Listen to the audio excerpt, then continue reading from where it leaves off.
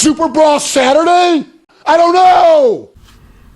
Hey everyone, and welcome to the first episode for all your raw deal needs. I am your host, the Raw Deal Informative, or better known on Discord as Baxwar.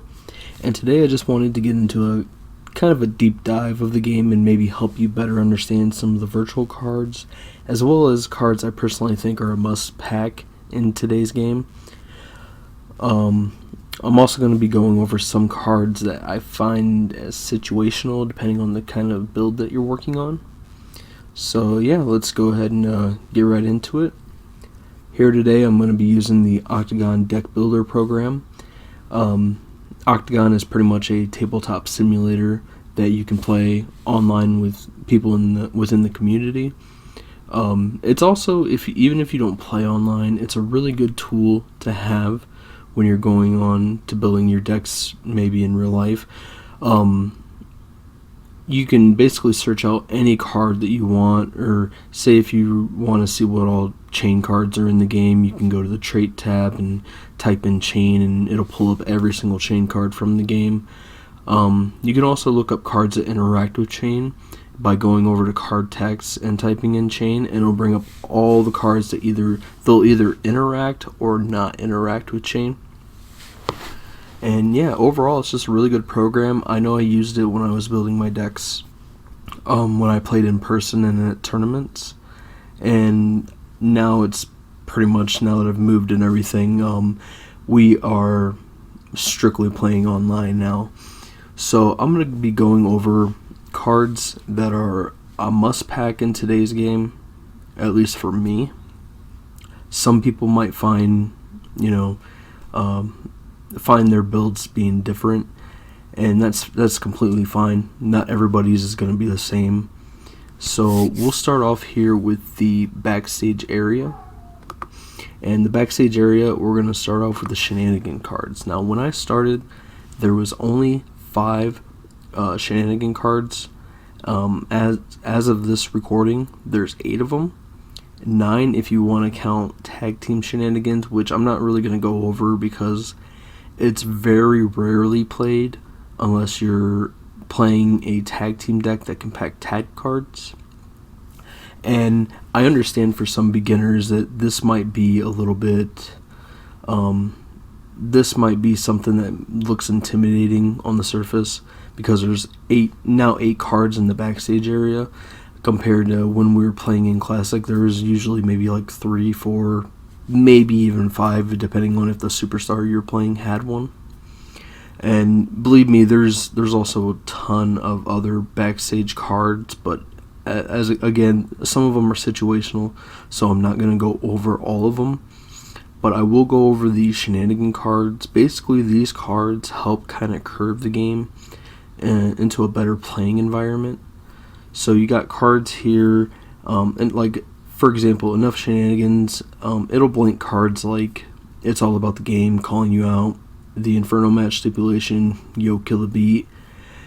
It blinks Kennedy and JBL's ability, and Roddy Piper, he got a little bit of a downgrade, so now his ability reads during your opponent's turn. When he plays a non-superstar specific card with reverse in the text, he discards one.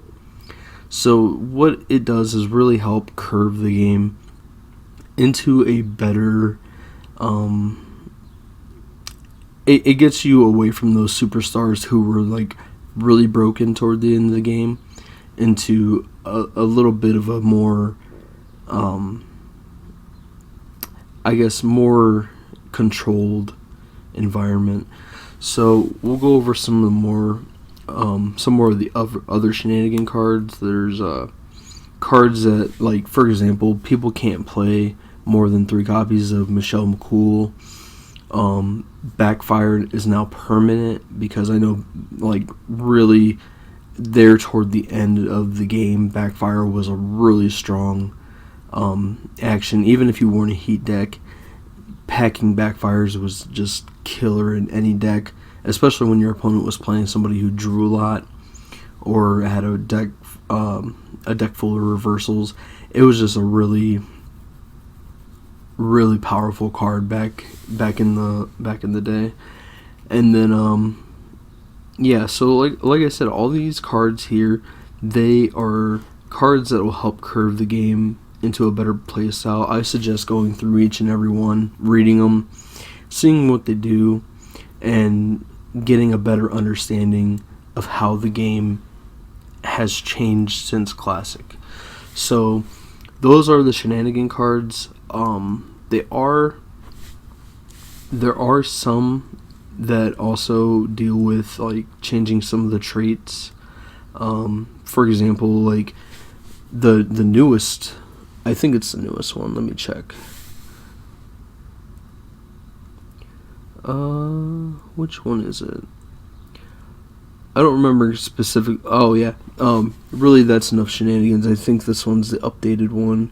Yeah. So now, when you're playing against chain decks, because chain was really popular there for a while in Virtual Classic, now it's kind of changed a little bit. I guess it really depends on the superstar your opponent is playing, but I haven't personally seen a whole lot of chain decks. And I think it's mainly because this card changed it a little bit. So now when you have 4 or less cards in your hand, rather than discarding 2 to reverse your opponent's chain card, you can now overturn 2 when you have 4 or less cards in hand, and then play your reversal to reverse the chain card.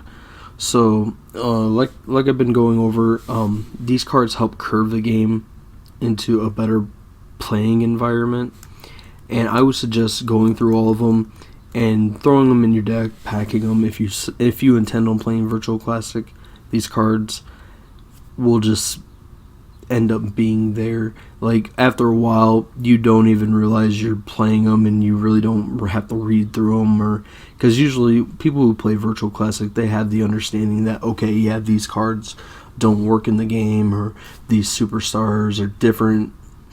And yeah, those are just really common cards you're going to learn and you're going to see all the time, regardless of who you're playing, at least online. Regardless of who you're playing, you're going to see these cards. So must packs for me in the backstage area, aside from the Shenanigan cards, is going to be Raw Deal 5th Anniversary and Raw Deal 10th Anniversary. So for 10th Anniversary, it's basically a get your divine back type of card. So during your turn, you can hide it, overturn 4, and then shuffle 4 cards from your ringside pile into your arsenal. When your Raw Deal 5th Anniversary isn't hidden yet, you can also shuffle in 1 card removed from the game and then draw 1. That's going to pretty much just be the only time I ever really see it used is when somebody's divine gets removed and they have to get it back somehow, and that's pretty much one of the ways that they do it.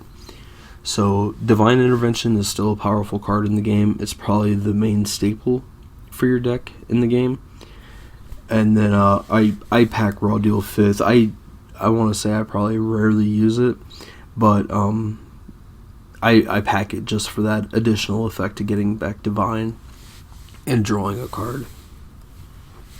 Alright, so next we're going to go ahead and go over the Arsenal cards. These are going to be... Actually, I didn't fix this when I started the video. I'm going to move these over here. Or at least that one. Yeah, I'm going to move that one over there. So the first card I'm going to go over... I just noticed that for some reason I didn't put... Divine. And see, this is how you look up cards on Octagon. You can go to these tabs here and type in, let's say I typed in Divine here. Okay, it'll bring up Eve's Divine Moonsault, Divine Intervention, the promo, which is basically what they did in Virtual, is a lot of the cards that were really expensive to get and really hard to get. What they did was they threw them back, and you won't really see them a lot of the times on the Octagon platform, but they were printed as promos just so people who couldn't afford those cards could pack them in their virtual decks, and they slightly have a downside to them. Like for instance, this Divine Intervention, when overturn, completely reverse any card even if it cannot be reversed, or any card effect, and remove this card from the game. So it is missing the bottom text of the original Divine Intervention, which says, when this card is in your ringside pile, if your opponent successfully plays a action card, you can put it on the bottom of your arsenal. And so the promo, they threw these cards back. I think Revolution of a Mind is another one that they threw back. But these were cards that were getting to be really hard to get, and they wanted everybody to have access to those cards. But if they were going to have access to those cards, there was going to be some kind of downside to them. So this is actually really cool, especially if you're playing in person. They don't really do much on when you're playing on Octagon, because you can just go down here and pack the original. But you can, you can print those cards off if you don't have them and use them that way. Or if you just want to get the original, I'm sure you can find an image, print it off, and do it that way. There's also tons of alternate art cards out floating around on Facebook or Google or whatever you tend to find them on. So I'm also missing one more card. I'm not sure why this didn't save when I'm pretty sure I added these. So let's see. Right there. And see, here's another example of the throwback cards. The Royal Revolution, it's 2 fortitude versus a non-unique card that has 4 or more lines of printed card text in your opponent's turn. Here is the throwback, and it does the same thing, but it costs 2 more fortitude.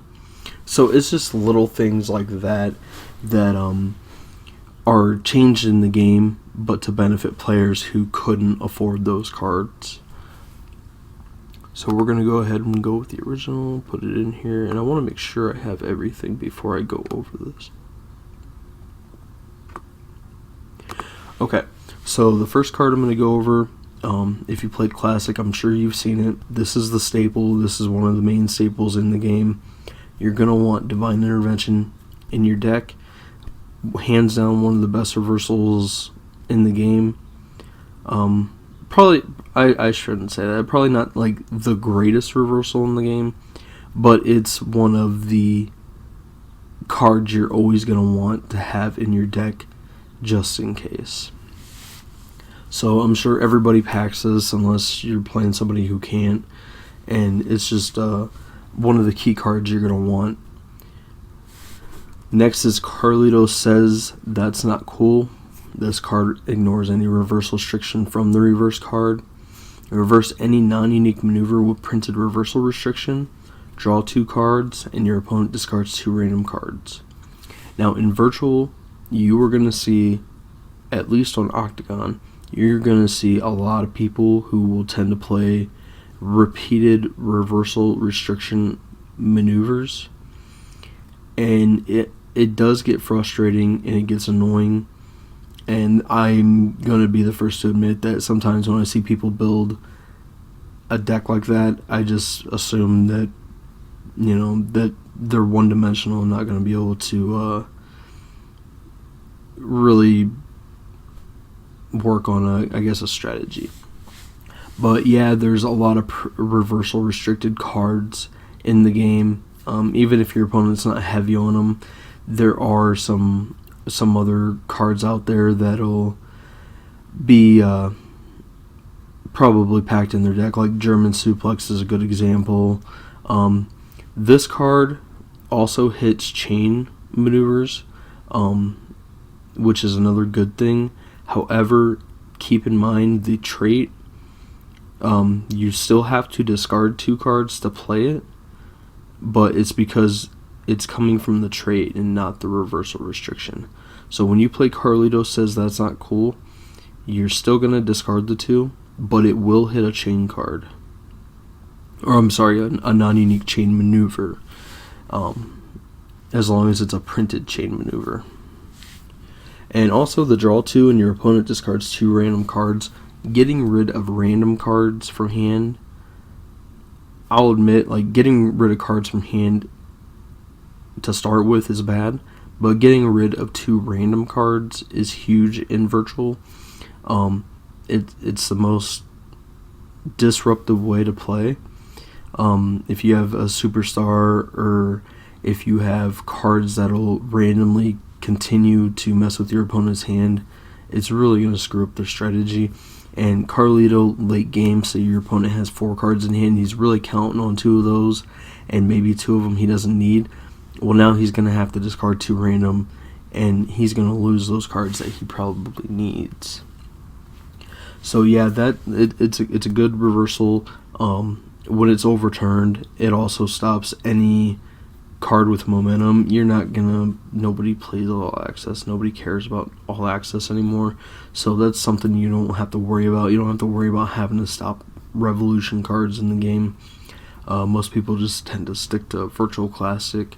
I'm not saying there aren't cards that are mixed with revolution. Like, I've seen cards that are like action plus antic multis, but it's for like in case an all access game is being played, that you can reverse the action part or the antic part really from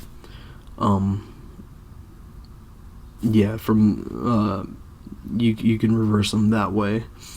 But Carlito says that's not cool. Is a staple. I suggest putting it in your deck. The next card also, Don't Be a Douchebag. It's a good action. Even if you're not using it as a reversal, I would still pack it for the action portion. As an action, cannot be reversed when you have lower fortitude. Shuffle up to 2 cards from your ring step out into your arsenal. So it cannot be reversed. It's permanent. It does 2 damage, and it lets you recover 2 cards. It's a really good action if you don't plan on using it for the reversal part. But as playing it as a reversal is really good as well. As a reversal, ignore any reversal restriction from a card. Reverse any non-unique maneuver that is revolution or has a reversal restriction from your opponent. So basically, like, say if somebody plays Turn the Tide. So Turn the Tide makes your next maneuver cannot be reversed. Okay, so that's from a card. Don't Be a Douchebag will hit the next maneuver that cannot be reversed if it's a non-unique maneuver or a card that's revolution. It also, just like Carlito, it'll reverse any non-damage card effect even during the pre-match phase, and then you get to put this card into your ring. So when it reverses on the overturn, you do get to put it into your ring, and that's 2 fortitude that you get. It also, a lot of people, when they're playing against somebody who plays like backed by Mr. McMahon, what this will do is if, say the first action you pick is to overturn the 7. Okay, if you overturn, say 3, and you hit Don't Be a Douchebag, you put Don't Be a Douchebag into your ring. That gives you 2 fortitude to start off with. And then it'll also stop all the after effects on Backed by Mr. McMahon, so you don't have to choose anything else. This card will completely shut down Backed by Mr. McMahon. And then also, when it's played, you get to choose one, draw 1 card, or he discards 1. So again, that's a little extra there. You get to draw 1 or he discards 1. It's good to have. But I don't think it really is a big difference maker. Now, this is going to get into more cards that I see. These are the big 3, at least, that are packed in every deck.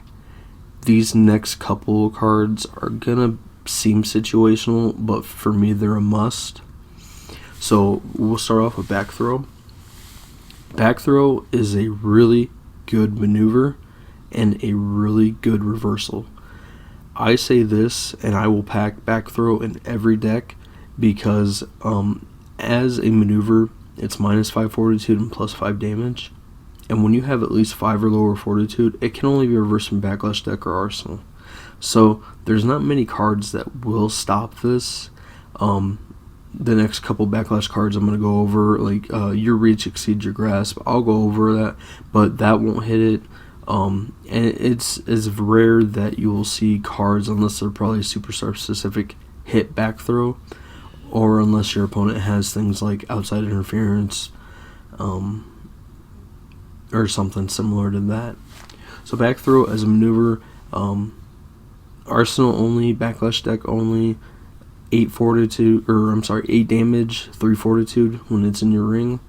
So it's a really good maneuver. Even if they reverse it from Arsenal, it's still giving you 3 fortitude, and I would recommend it in any deck. Onto the reversal side, it reverses any throwback card. Again, in virtual, even if let's say your opponent's not using the throwback printed cards like the cards I just showed you, the Raw Deal Revolution, that's 4 fortitude. Like, there's other cards out there that are like actions and maneuvers that have been thrown back as well. It's not just the reversals. There's been a couple other cards that have been thrown back. You're probably not going to see those on Octagon, but there's still a lot of throwback cards out there. And this card hits any throwback card. So there's superstars that have a bunch of throwbacks. There's a bunch of throwback maneuvers that are really good. And overall, for me, it's a must pack. I have to have it. If not for the reversal part, definitely for the maneuver part. Because not only is it doing 8 damage, but it's also got this last line of text here. When successfully played, he has to overturn cards equal to the number of non-pre-match throwback cards in his ring area, and he discards one. So he's going to have to overturn cards from his arsenal first, and that could be anywhere from 1, probably even up to like 5. I've had it end games for me before due to the overturn effect. But overall, I think back throw is a must pack in any deck. If not for you, it is definitely for me.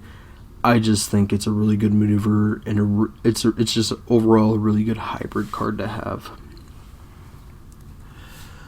Raw Deal Revolution, again, this came out in the Classic era.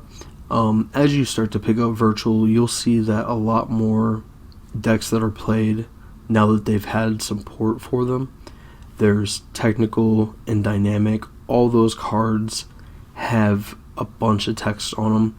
So Raw Deal Revolution is a good reversal to have. It hits most of the blindside cards, and all 3 of those types have gotten some love from Virtual. And you're going to want to pack the Raw Deal Revolution in your deck. Again, it might be situational for some people because you don't know who your opponent's going to be playing. He could be playing a deck that has all blink maneuvers, and you're just going to have to deal with that fact. But the Raw Deal Revolution will hit a good, I would say, 70% of Raw Deal cards you're going to see in Virtual. Versus any non-unique card with 4 lines of text or more. Like I said, all those maneuvers that have gained some kind of love from Virtual are definitely going to be seen when you're playing Virtual. So I'd pack the Raw Deal Revolution probably in every single deck that I use. I'm going to skip Backlash Deck now, and I'm going to actually go to the miscellaneous first. So there's cards in here I wanted to go over that could be situational. Out of nowhere, it is a decent reversal, and it's also a decent action.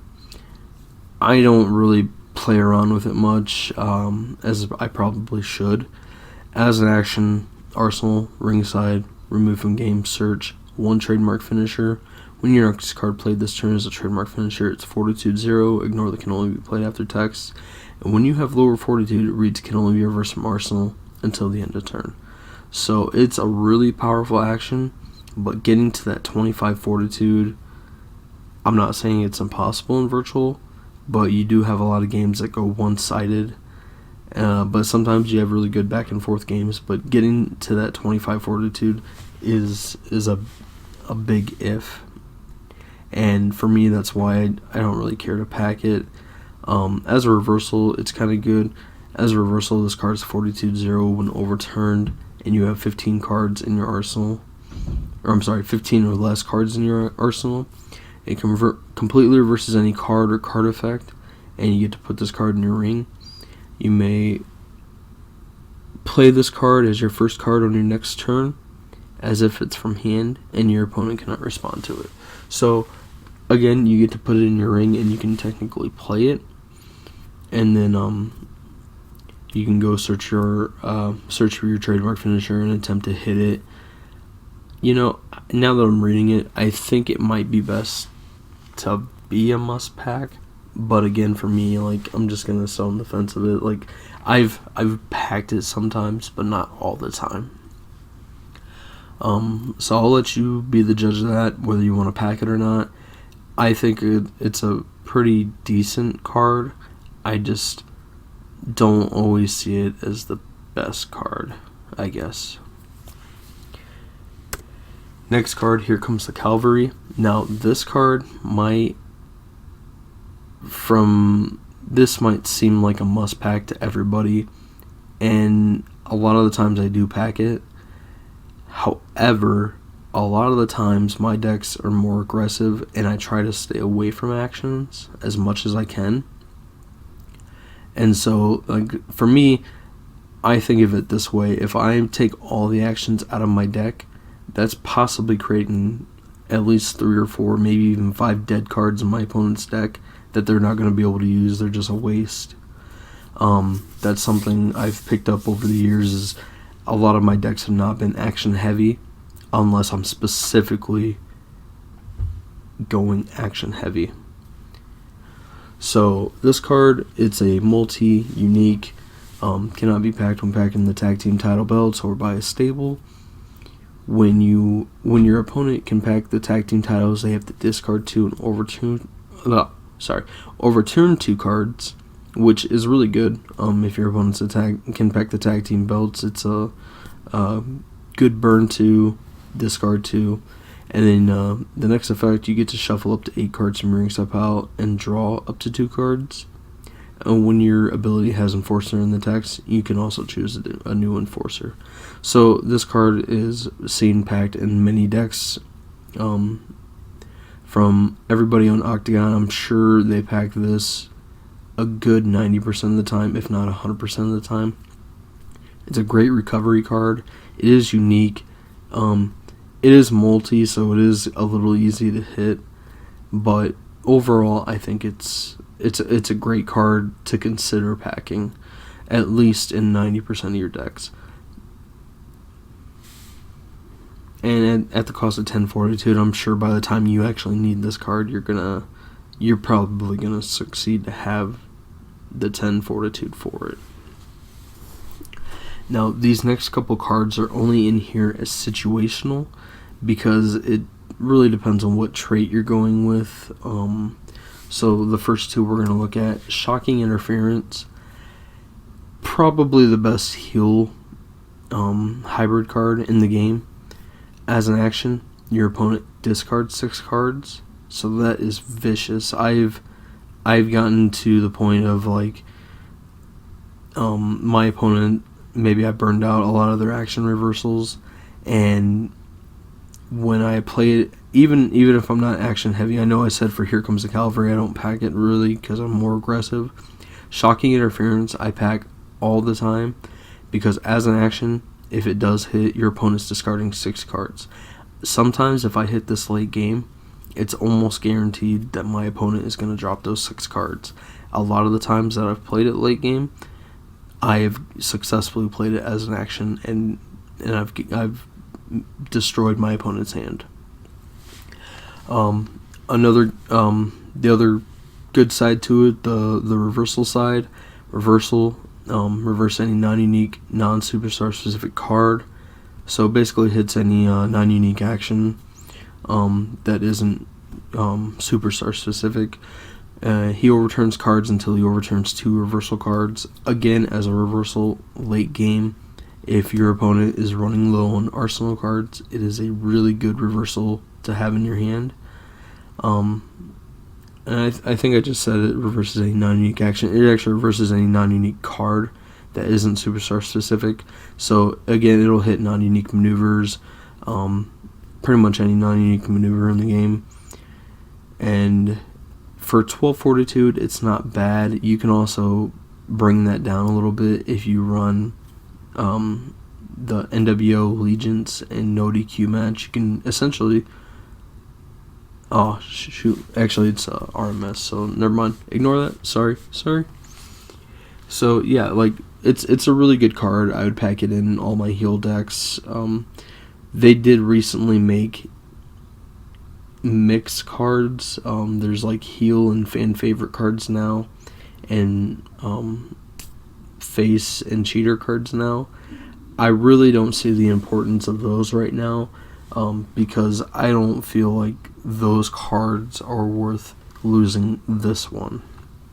So if you're building a virtual deck, I would suggest mainly staying on the heel cheater side or the face fan favorite side. That way you can get the benefit of packing probably the best trait reversals in the game. So for Shocking Interference, heel cheater, the next card, you're a Jive Soul Bro. Again, it's a heel cheater card. It's unique versus any non-superstar specific non-maneuver card. Draw one card, choose 4 cards in his ringside, and he removes the chosen cards from the game. Really good action reversal. Removes 4 cards in his ringside pile from the game. So say he overturned his Divine and he hasn't had the chance to shuffle it back in yet. You hit your Jive Soul Bro, remove it from the game. You also get to draw 1 card. So overall, it's a really good action reversal, and it's definitely a must pack in most heel and cheater decks. And lastly, we're going to go over the Olay, which it's a face fan favorite card. It's probably out of the 3 here that I showed, I like Olay. I enjoy the recovery that it gives. Let's go over it here. Can only be played after your opponent successfully plays a non-unique, non-superstar specific maneuver. It blanks that maneuver's text and damage for the rest of the turn. You discard 1, and then you shuffle up to 7 cards from your ringside pile into your arsenal, and he continues his turn. Compared to heel cheater, I feel like face might need a little bit more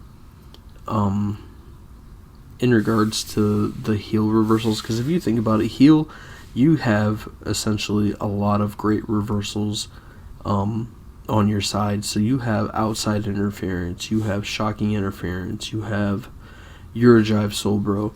These are all cards that end the turn. They have great effects. Olay has a great effect, but I think it should be changed to end the current turn. Just because face and fan favorite, it's not the better of the two.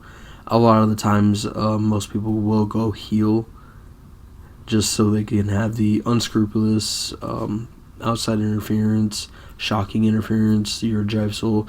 Those are 4 very beneficial reversals in the game, and I feel like Olay just kind of it's great recovery. But again, it doesn't end the turn. But even if your opponent does continue his turn, he decides he wants to play another card, I guess you could hit You're as Graceful as a Cow on Ice, if you meet the requirements to reverse that 3rd card played. But I feel like face maybe needs a little something extra for reversals. Because unless you're like a WWF superstar or a legend, you're really missing out on something there, I feel. So yeah, that's just an opinion. I know I'm probably gonna hear about it later, but yeah, I feel like face needs a little something extra in order to be a little bounce compared to the heel. So now we went over all the Arsenal cards, the backstage cards. Let's go over the Backlash deck.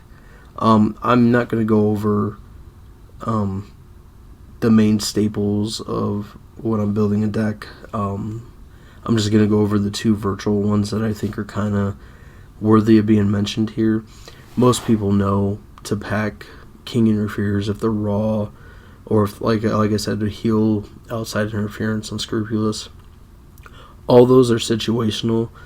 I'm going to talk about these two specifically because I feel like a lot of the time they're probably both reading in about 80% of the decks.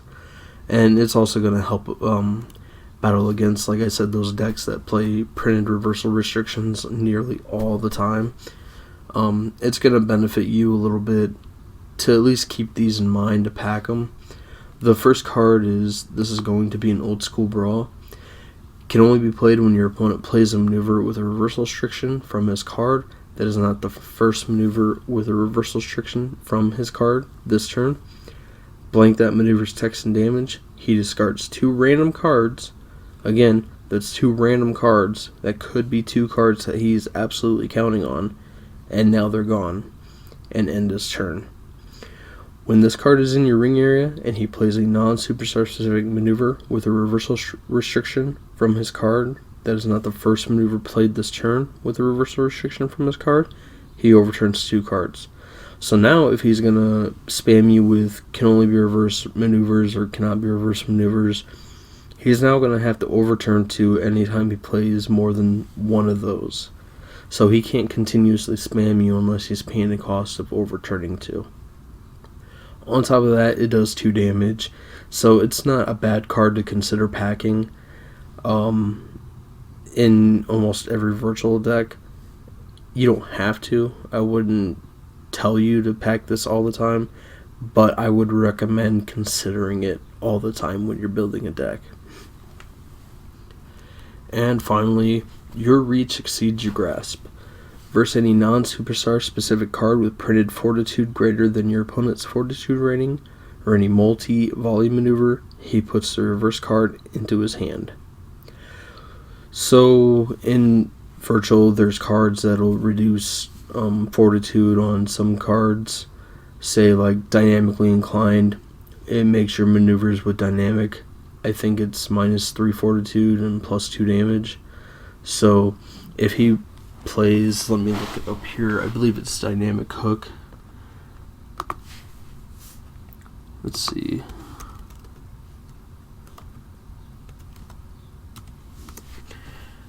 So here's the dynamic card I was talking about, dynamically inclined. Your non-unique maneuvers with dynamic in the title are -3 fortitude and +2 damage. So let's say first turn he chooses to keep the dynamic hook. It's now a 0 fortitude, 8 damage maneuver. Okay, so he's playing a maneuver that costs more than his fortitude rating. So say he's at 0 fortitude and he plays his card. Okay, so you can hit it with your reach exceeds your grasp. It goes back to his hand, but essentially you get to have your turn, and he has no fortitude at the moment. So it's a decent card to pack. Mainly I pack it for the or part of it, or any multi-volley maneuver. He puts the reverse card into his hand. Multi-volley maneuvers are punch after punch and thrust knee lift. Those are 2 really good. I would say they're decent maneuver. Like punch after punch is definitely a good maneuver, but thrust knee lift, if he happens to throw it, other than doing the recovery, you can reverse it with your reach, and it actually goes back to his hand. So that way he doesn't do the put it at the bottom to remove 2 cards in your ring step pile from the game. It's going back to his hand, which is nice. But essentially, it could give you an extra turn to figure out, okay, he's got that punch after punch in his hand, and he's going to probably play it next turn, so you can kind of like strategize what you're going to do about it. Most of the time, I doubt you're going to be able to do a whole lot about it if you're playing your reach exceeds your grasp, but then again, maybe you can. Another good part about it is the ace. During your turn, you may remove this card from the game and then ignore all play restrictions from his effects for the rest of the turn. This effect cannot be reversed. So say if he has like Backed by Vicky in his ring, and Backed by Vicky reads, let me just pull it up here. We'll just get rid of that. Backed by SmackDown.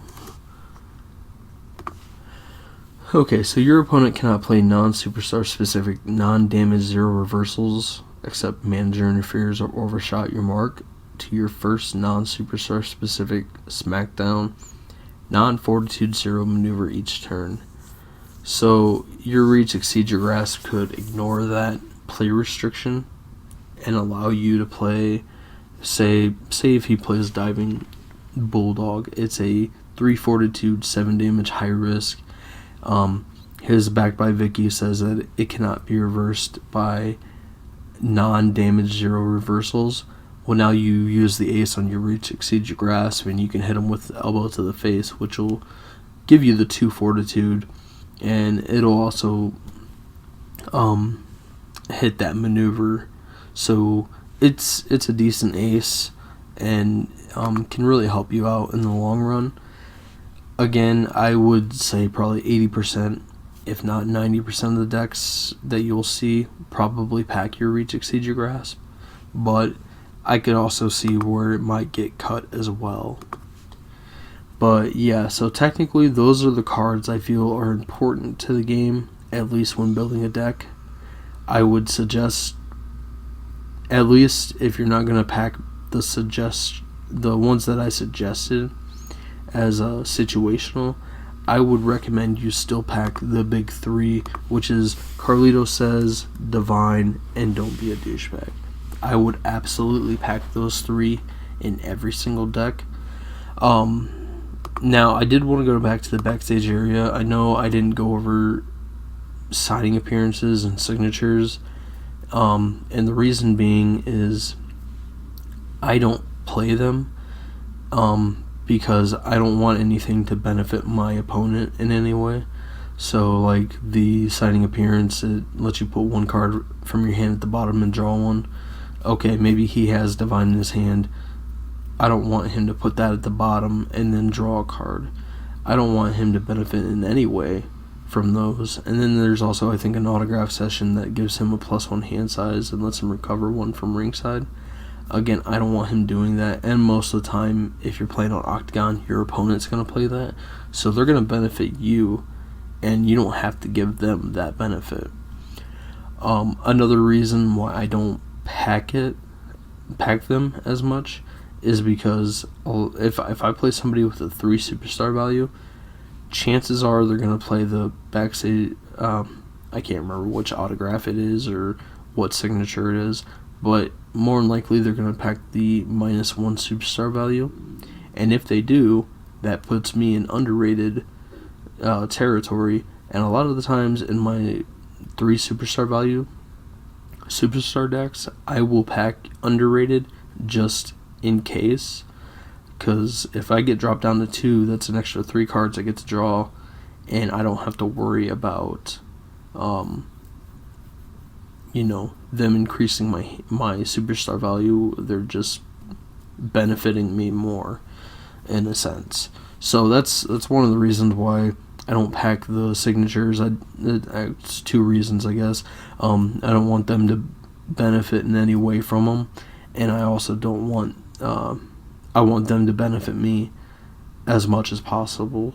Like the 3 superstar value thing, that's just a little strategy I try to use.